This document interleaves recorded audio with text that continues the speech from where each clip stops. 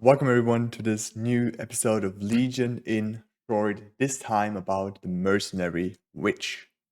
This 200 cost unit has the following feature which makes it unique in the mercenary side. Each time it does have full mana, it summons a Froggo. You can compare it to the LOD or Hades that summon drakes. Whenever a unit surrounding it dies, whether it is a unit of your opponent, or it is a unit of the wave, or it's just other mercenaries, everything besides the Froggo the witch summons, it will gain 3 mana. So you do send witches whenever you need magic damage, and your opponent has spam, or some sort of mass units. Now, let me give you an example about spam. We see on the left-hand side that there's a lot of looters. Those looters would now be called looter spam. For each of those looters, when it dies, the witch will generate 3 mana, and this way it is very efficient to send witches against somebody who has a lot of small units, because for each unit you get those extra mana points.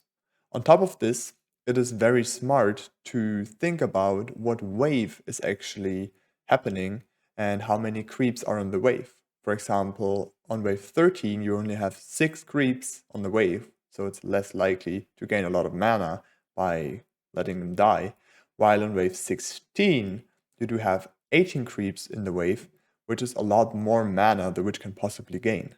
The witch needs 20 units around it to die to generate another Froggo just by this source of mana gain, because the mana pool is 60.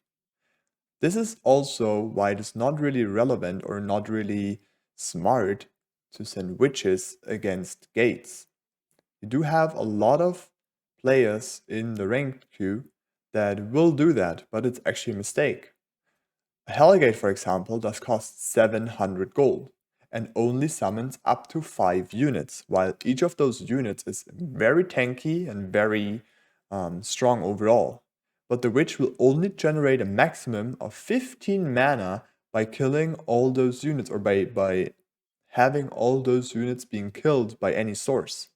While if you would invest those 700 gold, for example, in looters, you would get 70 times the 3 mana.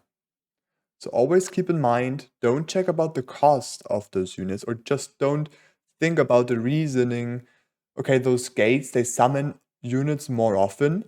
Yes, that's true, but only up to 5 times. While if somebody has a lot of spam, a lot of small units, it is a lot more efficient to send the switch, because for each of those dying units, you generate mana. One of the perfect examples to describe this is wave 16.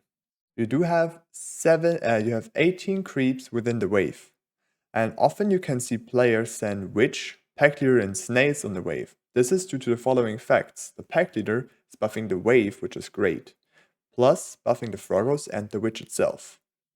The snails are only there for dying and generating mana to the witch. And last but not least, you have those 18 creeps, and whenever one of those dies, you get mana to your witch. 16 is actually the prime example for a wave to send witch on, while 13 or any boss wave is like the negative example.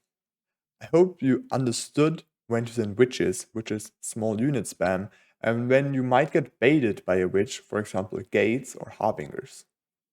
I hope you enjoyed the video. Let me know your opinion about witches in the comments. Have a nice day and good luck in ranked.